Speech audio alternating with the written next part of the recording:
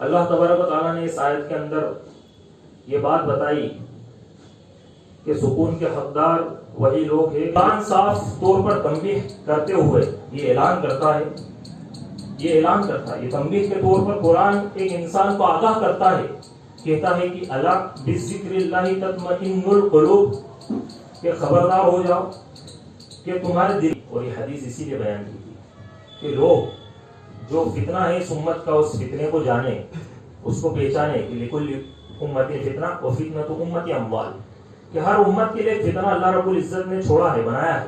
اور اس امت کا فتنہ کیا فرمایا کرتے تھے اللہ کے نبی صلی اللہ علیہ وسلم کہ اے وہ زندہ جات کہ جو ساری کائنات کو قائم رکھے ہوئے ہیں، تجھی سے فریاد کرتا ہوں، تجھی سے دعا مانگتا ہوں کہ میرے سارے معاملات کو درست کر دے، اور مجھے ایک سیکنڈ کے لیے بھی، ایک لمحے کے لیے بھی اپنے نفس کے حوالے نہ کر.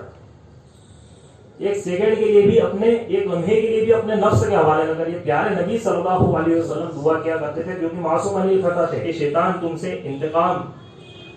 انتقام پہ ابھارے گا، تمہیں بدلے پہ ابھارے گا، لیکن فوراً اسی وقت تم اعوذ باللہ من الشیطان الرجیم پڑھ دو، کیونکہ یہ شیطان ہے جو تمہیں جھگڑا کرواتا ہے. الحمدللہ نحمده ونستعینه ونستغفره ونعوذ باللہ من شرور انفسنا ومن سیئات اعمالنا من يهده الله فلا مضل له ومن يضلل فلا هادي له واشهد ان لا اله الا الله وحده لا شريك له واشهد ان محمدا عبده ورسوله. اما بعد فان خير الحديث كتاب الله وخير الهدي هدي محمد صلى الله عليه وسلم وشر الامور محدثاتها وكل محدثة بدعة وكل بدعة ضلالة وكل ضلالة في النار. أعوذ بالله السميع العليم من الشيطان الرجيم. بسم الله الرحمن الرحيم. يا أيها الذين آمنوا اتقوا الله حق تقاته ولا تموتن إلا وأنتم مسلمون. يا أيها الناس اتقوا ربكم الذي خلقكم من نفس واحدة وخلق منها زوجها وبث منهما رجالا كثيرا ونساء واتقوا الله الذي تساءلون به والأرحام إن الله كان عليكم رقيبا. يا أيها الذين آمنوا اتقوا الله وقولوا قولا سديدا يصلح لكم أعمالكم ويغفر لكم ذنوبكم ومن يطع الله ورسوله فقد فاز فوزا عظيما. قال الله تعالى في القرآن المجيد الذين آمنوا ولم يلبسوا إيمانهم بظلم أولئك لهم الأمن وهم مهتدون. تمام طرح کی تعریف و توصیفات اللہ وحدہ لا شریک کے لیے، جو تمام جہانوں کا پالنہار ہے، سب کا مالک خالق ہے، اور بے شمار درود و سلام نازل اللہ کے آخر نبی جناب محمد رسول اللہ صلی اللہ علیہ وسلم پر. یا ایھا الذین آمنوا صلوا علیہ وسلموا تسلیما. اللهم صل على محمد وعلى ال محمد كما صليت على ابراهيم وعلى ال ابراهيم انك حميد مجيد. اللهم بارك على محمد وعلى ال محمد كما باركت على ابراهيم وعلى ال ابراهيم انك حميد مجيد. حضرات گرامی، خطبہ مسنونہ کے بعد سورہ انعام کی ایک آیت میں نے آپ کے سامنے تلاوت کی. اللہ تبارک و تعالیٰ نے اس آیت کریمہ کے اندر فرمایا الذین آمنوا ولم یلبسوا ایمانہم بظلم اولئک لهم الامن وهم مہتدون، کہ جو لوگ ایمان لائے اور اپنے ایمان کے ساتھ ظلم کی ملاوٹ نہ کی، انہی کے لیے امن ہے اور وہی اللہ کے نزدیک ہدایت یافتہ لوگ ہیں. اللہ تبارک و تعالیٰ نے اس آیت کے اندر یہ بات بتائی کہ سکون کے حقدار وہی لوگ ہیں کہ جو ایمان لے کر آئے اور اپنے ایمان کے ساتھ ظلم کی ملاوٹ نہ کی، یعنی اپنے ایمان کے ساتھ اللہ کی بغاوت کی ملاوٹ نہ کی، اپنے ایمان کے ساتھ اللہ کی نافرمانی کی ملاوٹ نہ کی، اپنے ایمان کے ساتھ گناہ و معصیت کے کاموں کی ملاوٹ نہ کی، اپنے ایمان کے ساتھ اللہ کے ساتھ کفر کرنے کی ملاوٹ نہ کی، اللہ کے ساتھ شرک کرنے کی ملاوٹ نہ کی، اپنے ایمان کے ساتھ اللہ کے نبی صلی اللہ علیہ وسلم کے علاوہ کسی اور کو امام و پیشوا ماننے کی بغاوت نہ کی. یہ چیزوں کو اللہ تبارک و تعالیٰ نے اس آیت کے اندر پروایا کہ جو لوگ ایمان لائے اور اپنے ایمان کے ساتھ انہوں نے ظلم کی ملاوٹ نہ کی، انہی کے لیے امن ہے اور وہی اللہ کے نزدیک ہدایت یافتہ لوگ ہیں. یعنی سکون جو ہے، امن جو ہے، وہ اسی کے لیے ہے جو ایمان لے کر آیا اور اس نے ایمان کو پیور خالص لے کر آیا، اس کے اندر کسی چیز کی ملاوٹ نہ کی. باقی اس کے علاوہ جتنے بھی ہے اس زمین پر وہ سب بے امن ہے، بے سکون ہے. ان کی زندگی میں سکون آ ہی نہیں سکتا کہ جن کی زندگی کے اندر ایمان ہو اور اس میں ملاوٹ ہو، یا جن کی زندگی میں ایمان ہی نہ ہو، وہ کسی بھی کامیابی تک پہنچ جائے، لیکن سکون کا یہاں پر اللہ رب العزت نے اس آیت کے اندر فٹ کر دیا کہ امن انہی کے لیے ہے جو ایمان لے کر آئے اور اس کے اندر کسی بھی چیز کی ملاوٹ نہیں، نہ ریاکاری کی ملاوٹ کی، نہ جھوٹ کی، نہ مکاری کی، نہ کسی چیز کی. ایک انسان خالص اللہ کے لیے ایمان لے کر آیا. اس وقت انسانی زندگی میں انسان کا ایک بہت بڑا مسئلہ یہ ہے کہ انسان سب کچھ رہتے ہوئے بھی سب سے زیادہ پریشان ہے. جس انسان کے پاس دنیا جتنی زیادہ ہوتی ہے وہ اتنا ہی زیادہ پریشان ہوتا ہے. اور یہی وجہ ہے کہ زمین پر جتنے نفسیاتی مریض آج پائے جاتے ہیں، شاید تاریخ میں اتنے نفسیاتی مریض کبھی نہیں پائے گئے. آج زمین پر جتنے نفسیاتی ڈاکٹر پائے جاتے ہیں اتنے کبھی زمین پر کبھی نہیں پائے گئے. جتنے نفسیاتی امراض کے ہسپتال آج پائے جاتے ہیں اتنے پہلے کبھی نہیں پائے گئے. آج آپ دیکھ لیجئے کہ جس کے پاس دنیا جتنی زیادہ ہے تو ہونا تو یہ چاہیے تھا کہ بھئی دنیا اس کو کیا مل گئی؟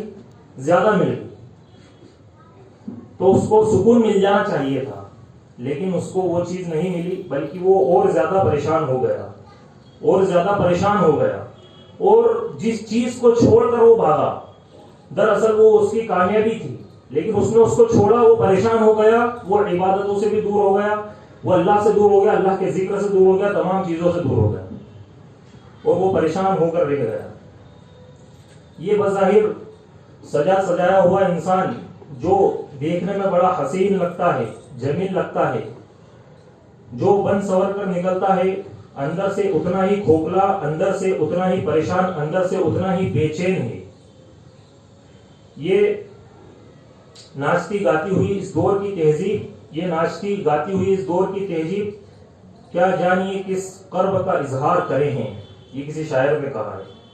اسباب کیا ہے یہ آج انشاءاللہ تبارک و تعالی ہم جانیں گے اس اضطراب کی، اس پریشانی کے. سب سے پہلی چیز کہ اللہ تبارک و تعالی سے دوری. اللہ تبارک و تعالی جو خالق ہے، جو مالک ہے، جو رازق ہے، جو قادر ہے، جس نے ایک انسان کو پیدا کیا، ایک انسان کو بنایا، اس کے لیے نعمتیں بنائی، اس کے لیے دنیا بنائی، اور اس دنیا کو مسخر کر دیا کس کے لیے؟ انسان کے لیے. ہواؤں کو چلایا کس کے لیے؟ انسان کے لیے. پانی کو برسایا ایک انسان کے لیے. زمین سے اناج کو نکالا ایک انسان کے لیے. ایک انسان کے لیے اللہ تبارک و تعالیٰ نے بے شمار نعمتیں اس زمین پر رکھ دی کہ ایک انسان کی غذا کا انتظام اللہ تبارک و تعالیٰ نے پانی کے اندر بھی کیا، سوکھے میں بھی کیا، گیلے میں بھی کیا، آسمان سے کیا، زمین سے کیا، ہر طرح سے. ماں کے پیٹ کے اندر ایک انسان کے لیے اللہ تبارک و تعالیٰ نے اس کی غذا کا نشو و نما کا انتظام کیا. اس اللہ رب العزت سے دوری یہ پریشانی کی وجہ ہے. سب سے پہلی وجہ، سب سے پہلا سبب یہ ہے کہ آج اس رازق سے، اس قادر سے جس کے پاس تمام پریشانیوں کا حل ہے، جو ایک اکیلا ہے، جو ایک انسان کی تمام پریشانیوں کو سولو کر سکتا ہے، اس سے دور کر سکتا ہے، اس کو ان پریشانیوں سے نکال کر، اس بے چینی سے نکال کر، اس دلدل سے نکال کر اس کو کامیابی کی طرف لا سکتا ہے، دنیا میں بھی سکون دے سکتا ہے، آخرت کی کامیابی دے سکتا ہے. آج ایک انسان اس اللہ سے دور ہو گیا اور باقی ساری چیزوں کے قریب ہو گیا. تو یہ سب سے پہلی چیز ہے کہ وہ پریشان ہو گیا کیونکہ وہ اپنے کریٹر سے دور ہو گیا اور کریشن کے چارے لگ گیا، کریشن کے جو ہے اپنے پلے پڑ گیا. اب ذرا یہاں پر آپ دیکھیے کہ انسان اللہ سے دور ہو جائے، قرآن سے دور ہو جائے، انسان جو ہے اللہ کی تعلیمات سے دور ہو جائے، اللہ کی شریعت سے دور ہو جائے، اللہ کے قانون سے دور ہو جائے، تو پھر بندہ سکون جو ہے وہ گوا بیٹھتا ہے، اس کو کھو بیٹھتا ہے. دلوں کا سکون جو ہے وہ اللہ کے جڑنے میں ہے، دلوں کا سکون اللہ کی عبادت سے جڑنے میں ہے، دلوں کا سکون اللہ سے قریب ہونے میں ہے، دلوں کا سکون اللہ کی بندگی سے جڑنے میں ہے. تب جا کر ایک انسان جو ہے سکون جو ہے پا سکتا ہے، حاصل کر سکتا ہے. جس زندگی میں بندگی نہیں، اس نے دلوں کے سکون کا سب سے بنیادی ستون منہدم کر ڈالا. اگر دلوں کے اندر اللہ رب العزت کی بندگی نہیں، دلوں کے اندر اللہ رب العزت کا ذکر نہیں ہے، دلوں کے اندر اللہ کی یاد نہیں ہے، دلوں کے اندر اللہ کی اور اس کے رسول صلی اللہ علیہ وسلم کی محبت نہیں ہے تو یاد رکھیے کہ اس نے بنیادی جو سکون تھا، سکون کا، اس کو منہدم کر ڈالا، اس نے اس کو خود ڈھا دیا۔ قرآن صاف طور پر تنبیہ کرتے ہوئے یہ اعلان کرتا ہے، یہ تنبیہ کے طور پر قرآن ایک انسان کو آگاہ کرتا ہے، کہتا ہے کہ الا بذکر اللہ تطمئن القلوب، کہ خبردار ہو جاؤ کہ تمہارے دلوں کو سکون صرف اللہ کے ذکر سے مل سکتا ہے، اس کے علاوہ کسی اور چیز سے سکون نہیں مل سکتا۔ چاہے آپ کتنا ہی انویسٹمنٹ کر کے اس زندگی کو بنا لو، اپنے نیچے نوکر چاکر رکھ لو، سکون والی جگہ کو دنیا کے اندر تلاش کر کے وہاں پر چلے جاؤ، بڑے بڑے باغات بنا لو، نہریں بھی اس کے اندر جاری کر لو، ساری چیزیں اس کے اندر مہیا کر لو، میسر کر لو، دنیا کے اچھے سے اچھے فروٹ اکٹھے کر لو، اچھے سے اچھے میوے اکٹھے کر لو، اور اس دنیا کی سب سے زیادہ خوبصورتی کو اپنے پاس لے آؤ، لیکن ان چیزوں سے آپ کو سکون نہیں مل سکتا، کیونکہ اللہ رب العزت آپ کے پاس نہیں، اس کی یاد آپ کے پاس نہیں۔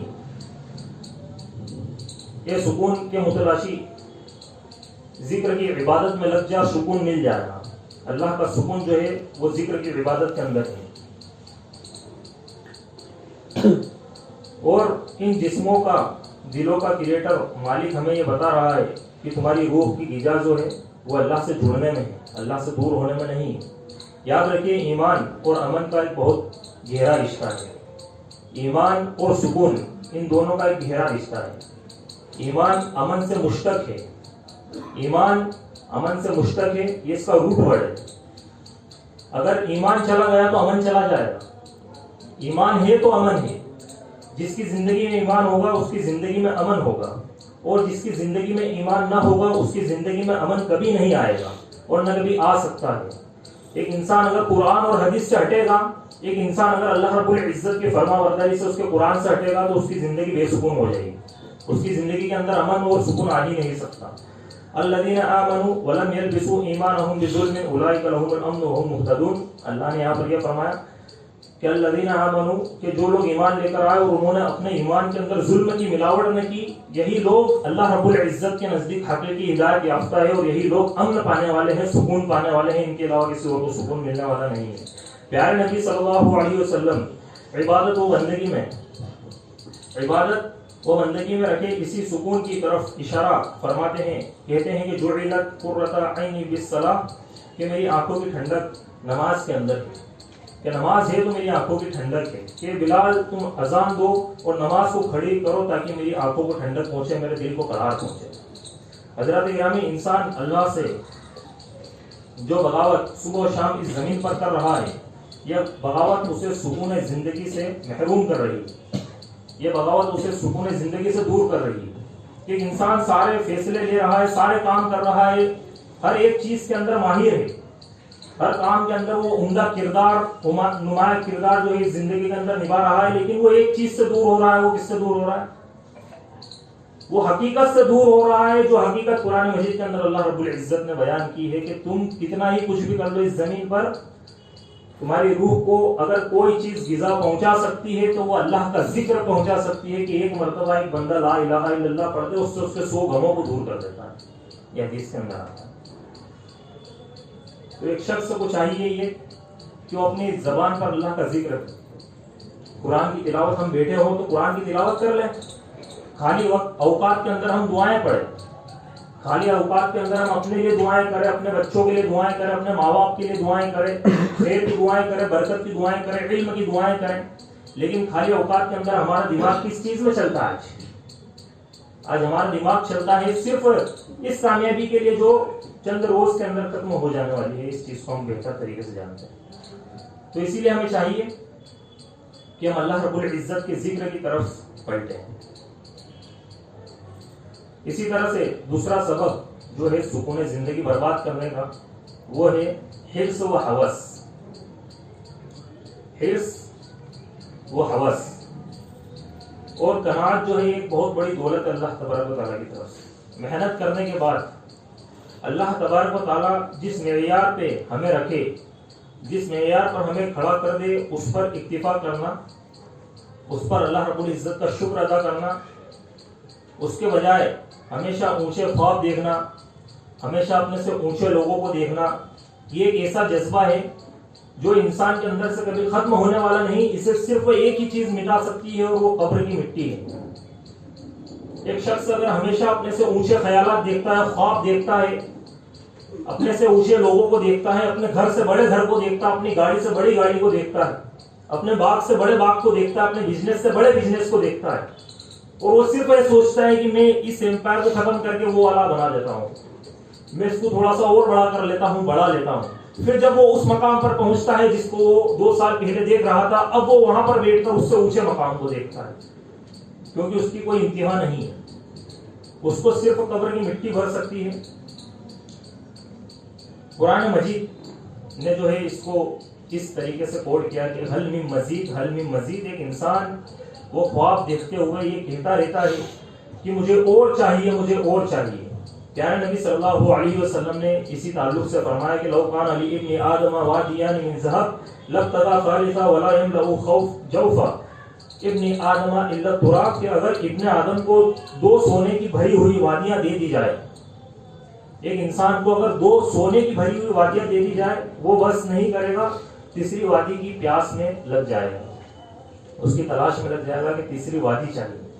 اب ذرا آپ سوچیے کہ 2 وادیاں سونے کی وہ اگر ایک شخص کو مل جائے تو تیسری کی تلاش کرے گا. ایک انسان کا حرص ہے، ایک انسان کا لالچ ہے جو اللہ کے نبی صلی اللہ علیہ وسلم نے یہاں پر فرمایا. اور پھر آگے بولا کہ اس حریص انسان کی بھوک کو اگر کوئی چیز مٹا سکتی ہے تو صرف قبر کی مٹی مٹا سکتی ہے. کہ جب وہ قبر کے اندر جائے گا اس کے اوپر مٹی ڈال دی جائے گی، الہاکم التکاثر حتی زرتم المقابر. وہ اپنے گھر کی زیارت کر لے گا کہ دراصل میرا گھر تو یہ تھا کہ میں ابھی تلک بڑے خوابوں، زینت کے، آرائش کے خوابوں میں جی رہا تھا، اور اب یہ حقیقت تو یہ ہے کہ جس سے میں ناآشنا تھا، میں اس کو بھول گیا تھا اور میں برانڈ بنانے میں لگ گیا تھا دنیا کے اندر کہ میں ایک برانڈڈ آدمی بن جاؤں گا، میں ایک بڑا آدمی بن جاؤں گا، میری شہرت بہت ہوگی، میرے پاس مال بہت ہوگا، میرے نیچے نوکر چاکر بہت ہوں گے، میرے بنگلے بڑے ہوں گے، میری زمین کشادہ ہوگی، لوگ مجھے سلام کریں گے. لیکن ایک دن آتا ہے جب قبر میں جا کر اس کی آنکھ کھلتی ہے، پتہ چلتا ہے حتی زرتم المقابر کہ اللہ رب العزت نے قرآن مجید کے اندر بات کی تھی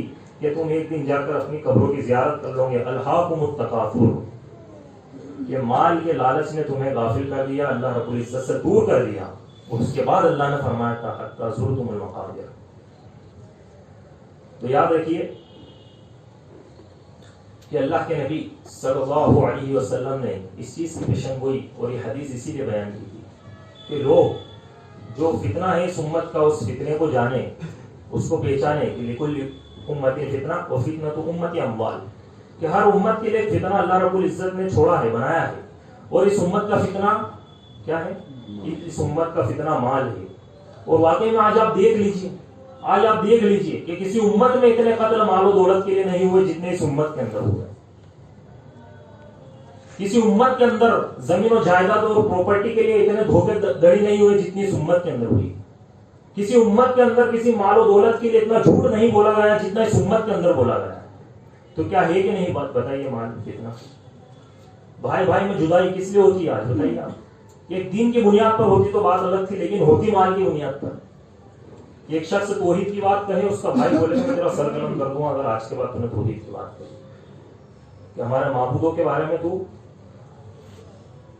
صرف تو ہمارے معبودوں کی عبادت کرے گا. اس وقت ایک شخص کہے کہ نہیں میں اللہ کی عبادت کروں گا، تیرے معبودوں کی عبادت نہیں کروں گا، میں وہاں سر نہیں جھکاؤں گا جہاں پر اللہ رب العزت کی ذات کے ساتھ ظلم ہوتا ہے، بلکہ میں سر وہاں جھکاؤں گا جہاں اللہ رب العزت کے سامنے سجدہ کرنے میں میری عزت پڑتی.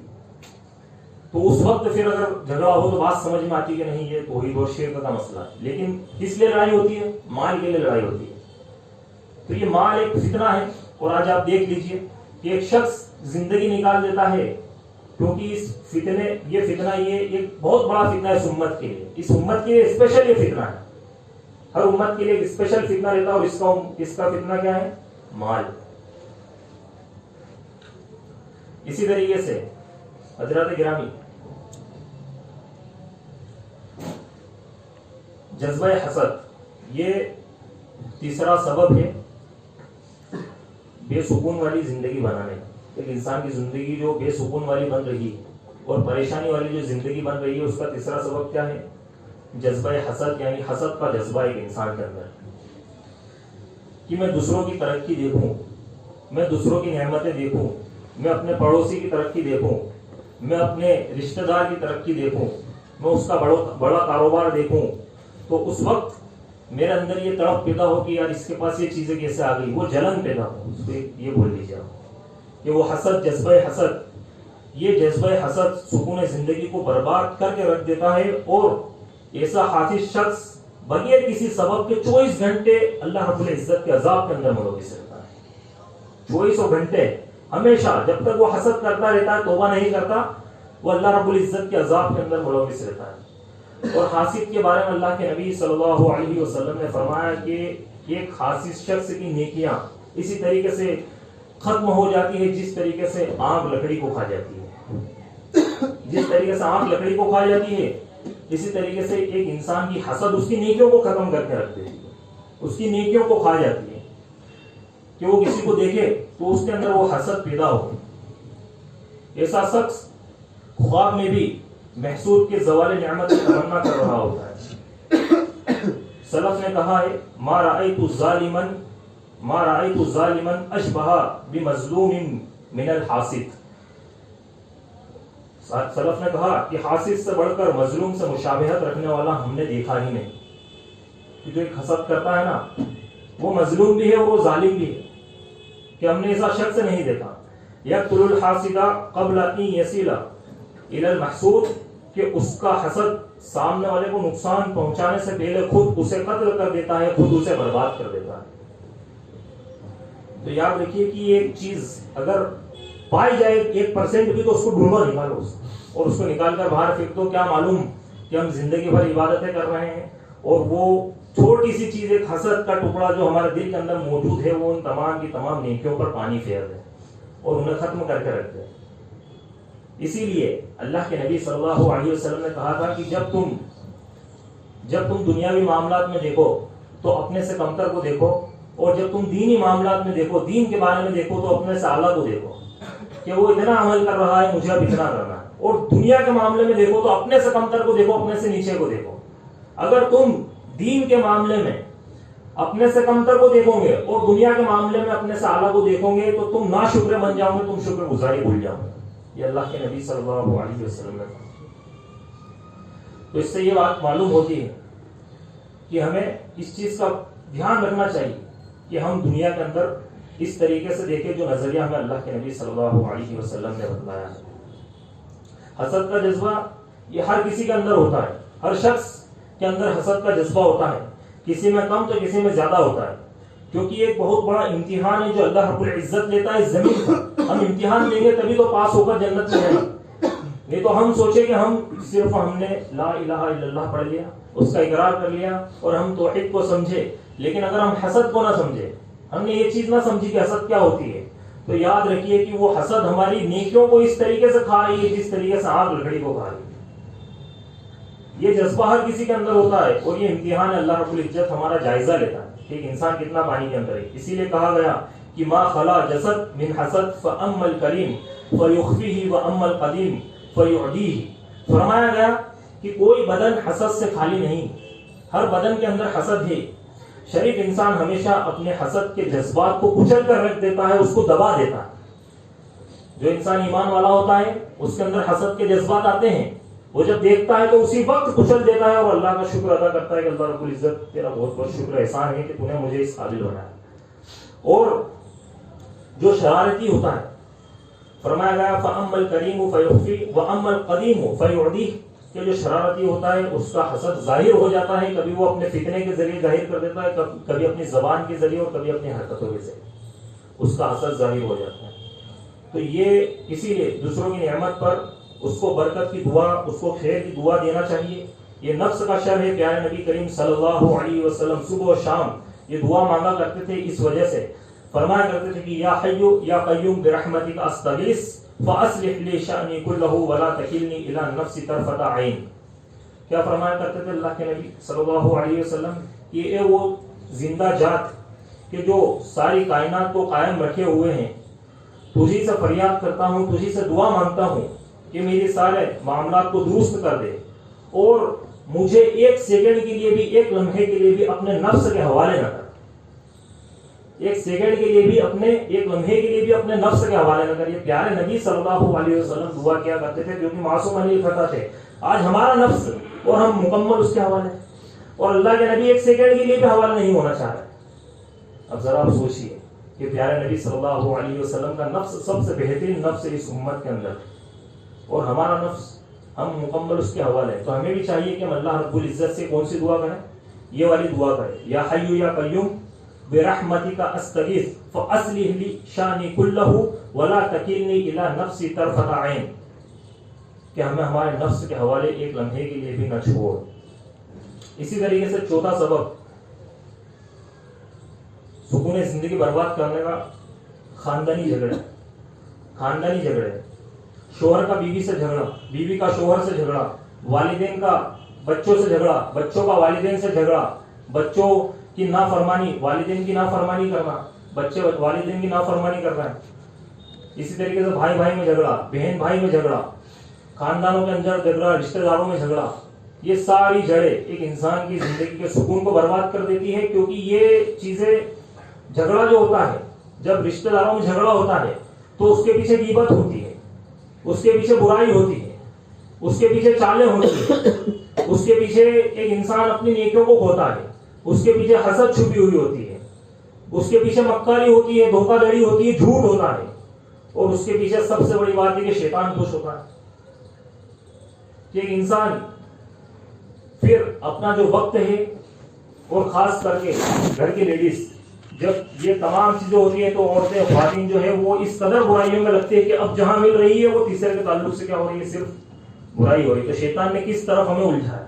ایک جھگڑے کی وجہ سے ہمارا کئی وقت شیطان برباد کر دیتا ہے. وہ وقت تو برباد ہی کرتا ہے, اس کے اندر ایک انسان عبادت نہیں کر پاتا, اللہ کا ذکر نہیں کر پاتا, بلکہ مجلس سے اگر بیٹھتی ہے تو صرف برائیوں کی بیٹھتی ہے, مجلس سے بیٹھتی ہے تو پلاننگ سے کی بیٹھتی ہے کہ اب فلاں شخص کا یہ کرنا ہے. بھائی 5 بھائی ہے, 5 بھائی کے اندر پراپرٹی کو لے کر اگر جھگڑا ہو گیا یا کسی بات پہ کچھ کہا سنی ہو گئی, تو اس میں سے اگر 2 بھائی ایک طرف ہے, 3 بھائی ایک طرف ہے, تو 3 الگ میٹنگ کریں گے, 2 الگ میٹنگ کریں گے. وہ 3 ان دونوں کو پیچھا کرنے کی, اور یہ 2 ان کو جو ہے پیچھے کرنے کی کوشش کریں گے, کیس وغیرہ ہوں گے, ساری چیزیں. تو یہ خاندانی جھگڑے جو ہوتے ہیں یہ شروع ہوتے کہاں سے؟ یہ شروع ہوتے ہیں ایک چھوٹی سی چیز سے, اور وہ کیا ہے؟ برداشت کا گیٹ کھل جانا, صبر کا باندھ ٹوٹ جانا. صبر کا باندھ جب ایک انسان کا ٹوٹتا ہے تو وہیں سے وہ ساری چیزیں شروع ہو جاتی ہے, اور وہ پھر اب اس کے ہاتھ میں نہیں رہتا, کیونکہ اس کے اندر صبر نہیں بچا. صبر نہیں بچا تو اس کے نفس پر قابو کس کا ہے؟ اس کے نفس پر اس کا قابو نہیں ہے, اور پھر وہ تمام چیزیں کر بیٹھتا ہے. محبت کے ماحول میں جینے والے گھرانے نفرتوں کے شعلوں میں بدل جاتے ہیں, صرف ایک مجاز کی وجہ سے. اور وہ مجاز کیا ہے؟ وہ ہے صبر. اور دوسرا کیا ہے؟ ایک انسان لیتا ہے بدلہ. بدلے کی آگ میں آ کر ایک انسان جو ہے اپنے گھروں کو وہ شعلے بنا دیتا ہے. تکلیف چاہے گھر والوں سے پہنچے, چاہے رشتہ داروں سے پہنچے, چاہے دوست و احباب سے پہنچے, معمول یہ بنا لینا چاہیے کہ برائی کا بدلہ اچھائی سے دینا ہے. اور آپ تاریخ کی کتابیں اٹھا کر دیکھیں کہ اسلاف نے سینکڑوں واقعات ایسے موجود ہیں کہ صرف صبر کی وجہ سے, برداشت کی وجہ سے وہ جیتی ہوئی بازیوں کو, ہاری ہوئی بازیوں کو جیت گئے. یہ سینکڑوں واقعات موجود کہ کس طریقے سے اسلاف جو ہے وہ اپنا نمایاں کردار ادا کرتے تھے, اخلاق کے تعلق سے, صبر کے تعلق سے, اپنی زبان کے تعلق سے, زبان کے حقوق کے تعلق سے, حقوق العباد کے تعلق سے, بندوں کے حقوق کے تعلق سے, اخلاق کے تعلق سے, صبر کے تعلق سے. برداشت کا مادہ اس قدر تھا کہ ان کے اندر پاور ہم سے 10 گنا زیادہ تھی, ان کے اندر طاقت ہم سے 10 گنا زیادہ تھی. پیور ایمان والے تھے, لیکن اس کے باوجود وہ صبر کی بنیاد کو ڈھلنے نہیں دیتے تھے. وہ صبر کی بنیاد کو مقدم رکھتے تھے اور مؤخر رکھتے تھے کس کو؟ شیطان کی چالوں کو. اور وہ جھگڑا نہیں کرتے تھے رشتہ داروں کے اندر آپس میں, بلکہ جب کچھ بات ہوتی, آج کیا ہوتا ہے, کچھ جھگڑا ہوا خاندان کے اندر, رشتہ داروں کے اندر, ایک چھوٹی سی بات سامنے والے نے بولی تو ہم 1 لاکھ کی گالی اس نے بھر دی, ہم 1.5 لاکھ کی گالی اس کو بھریں. اس نے ہمارے 1 مارا, ہم اس کو 10 ماریں گے. تو اس طریقے سے جب صبر کا باندھ ٹوٹتا ہے, جب اس نے ایک گالی بکی, اسی وقت اگر ایک محبت سے, پیار سے ایک بندہ جملہ کہہ دے کہ یار بھائی, اپن بھائی آپس میں رشتہ داری, اس کے اندر کیا لڑائی جھگڑا کرنا, اس طریقے سے اس کو سمجھا دے. جسی بھی طریقے سے اگر وہیں پر ٹیکن کر لے, تو اس کے بعد کیا جھگڑے کے معاملات بڑھیں گے؟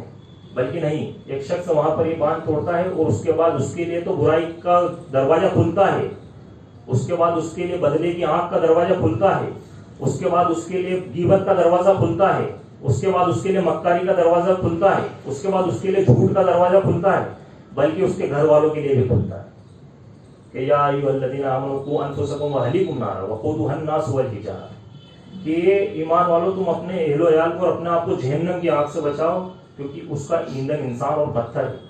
تو یاد رکھیے کہ وہ ساری چیزیں جو شریعت سے ہٹ کے ہوتی ہے، ایک شخص اگر وہ تمام چیزوں کو چھوڑ دے تو سکون زندگی ایک انسان کی برباد ہو جاتی ہے۔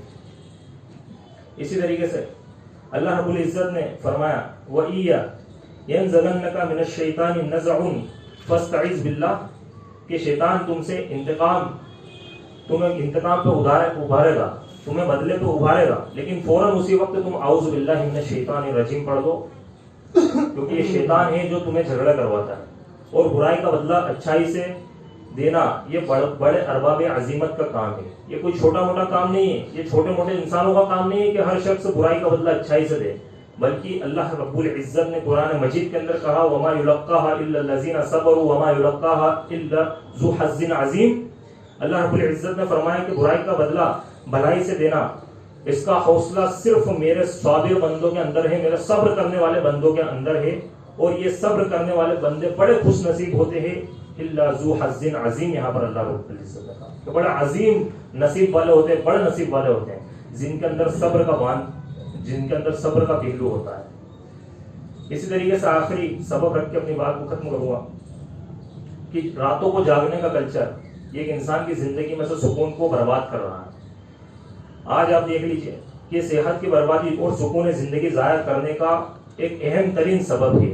قرآن کی 10 آیتوں میں آپ کو یہ تذکرہ ملے گا کہ اللہ رب العزت نے رات کے ساتھ سکون کا تذکرہ کیا کہ رات کو سکون کے لیے بنا کہا گیا هو الذی جعل لكم الليل لتسكنوا فيه والنهار مبصرا، کہ وہی ہے جس نے تمہارے لیے رات بنائی تاکہ اس میں تم سکون حاصل کر سکو اور دن کو روشن بنایا۔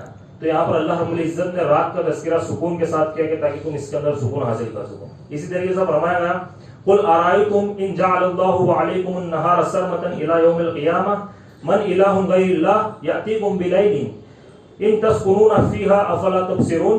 اللہ رب العزت نے کہا کہ اے پیغمبر ان سے پوچھئے کہ آپ اگر تمہاری زندگی میں مسلسل دن ہی دن ہوتا، تمہاری زندگی کے اندر اگر مسلسل دن ہی دن ہوتا، تم پر رات نہ آتی، تم پر سورج غروب نہ ہوتا، تم پر سورج ڈھلتا نہیں، تو پھر اس کائنات میں کون سی طاقت ہے جو اس رات کو لا سکے جس میں تم سکون حاصل کر سکو؟ اللہ رب العزت کے علاوہ کوئی طاقت نہیں۔ افلا تبصرون، کیا تم عقل نہیں رکھتے، کیا تم دیکھتے نہیں؟ تو یہاں پر اللہ رب العزت نے سکون کو کس طریقے سے جو ہے اللہ رب العزت نے ہمیں بتایا کہ تم رات کو ضائع نہ کرو بلکہ رات کے اندر سکون حاصل کرو۔ یہ اللہ رب العزت نے سکون کے لیے بنائی۔ رات میں اللہ رب العزت نے سکون رکھا ہے۔ یاد رکھیے جس وقت اللہ نے سونے کا حکم دیا ہے اس وقت ہی سکون مل سکتا ہے۔ ایک بندہ اگر بے وقت سوئے اور اس وقت سوئے جب منع کیا گیا اس وقت ایک بندے کو سکون نہیں مل سکتا۔ پیارے نبی صلی اللہ علیہ وسلم کے بارے میں فرمایا گیا وَقَانَ يَقْرَأُ الْحَدِيثُ بَعْدَهَا، آپ عشاء کے بعد فوراً سونے کو پسند کیا کرتے تھے، اور عشاء کے بعد زیادہ گفتگو آپ صلی اللہ علیہ وسلم نہیں کیا کرتے تھے۔ یہ آپ صلی اللہ علیہ وسلم کا معمول تھا۔ ہمیں بھی چاہیے کہ ہم یہ معمول اپنی زندگی کے اندر جو ہے اپلائی کریں۔